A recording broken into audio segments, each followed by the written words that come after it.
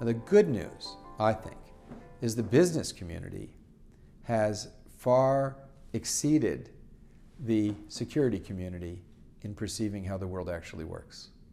And the business community has gone completely global. I buy my gas from a Russian concession, Lukoil. When my computer was on the blink, I was on the phone with a young lady from Bangalore fixing it. My jacket was made in Canada. My shoes, I think, were made in Malaysia. And the goods and services that, the money that paid for these goods and services was borrowed from China.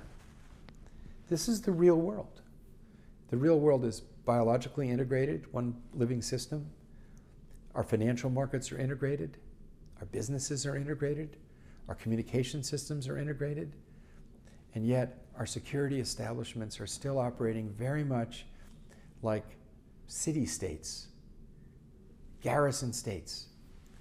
I think that we're at a Westphalia moment, a moment in which intelligent people all over are recognizing that the political configurations and institutions that we have are presently configured in a way insufficient to deal with the problems we face.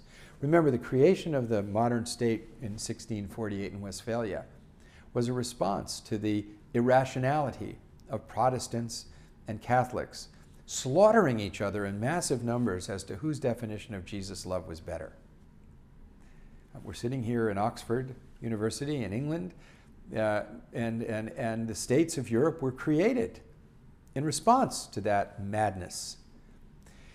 We are similarly at a moment in which our political institutions are not meeting existential threats. And we have to address what are the political configurations that meet those threats. That hasn't happened. And that dialogue, we had hoped it would happen at the end of the Cold War. We had a moment where there was a dynamic in that direction. But I think necessity is compelling that we engage in it now. What I would like to do is I would like to stimulate a debate and engagement, and what are our existential shared common goods? What are the goods that we have to achieve collectively? You can list them: global stable markets, cybersecurity, counterterrorism, control of pandemic diseases. Every one of these is critically important and must be obtained in a global way. Then you have the existential threats: the health of the oceans, the rainforests, the climate. These similarly require the rule of law and global cooperation. These are our common goals that have to be achieved. We need to gather leadership in the world to agree these threats trump provincial border disputes. They trump the regional disputes that we might have, or the other bilateral disputes that we have. How on earth could any sane person think that the chaos in the Ukraine should overshadow the existential threat that nuclear weapons pose between Russia and the United States? It's absolutely absurd. The two of them just don't balance out. So if I had the resources, I would begin convening world leaders to collectively come up with a very simple process where they regularly meet and affirm what are our common goals that we have to cooperate to achieve. And we commit to doing this. And we recognize we'll have many disputes that we're going to have. It's natural. I've been married for 38 years. I love my wife terribly, but nobody gets me as upset as my children and my wife and my parents. This is the nature of being human.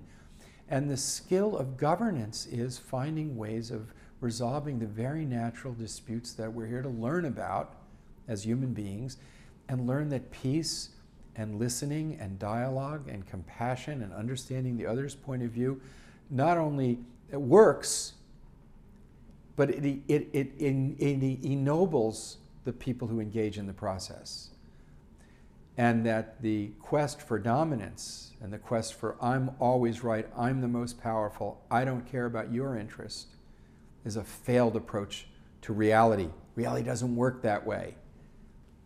Here in Europe, after World War I, the Germans were weighted down with crushing reparations. We reaped the chaos of Nazism in World War II. This is the pattern that always happens.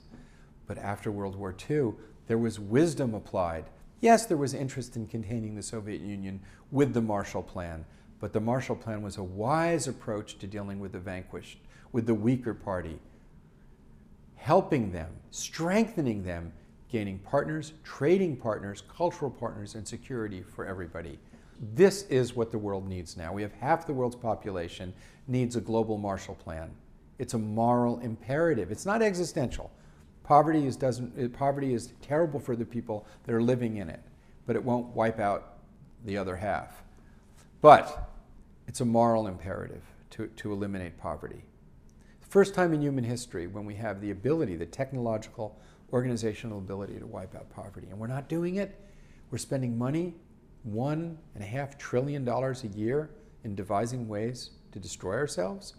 Well, half the human family is living in insufferably primitive conditions, which we could eliminate.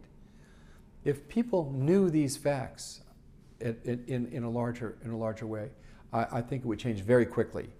But people are coming to know them, so I'm very hopeful.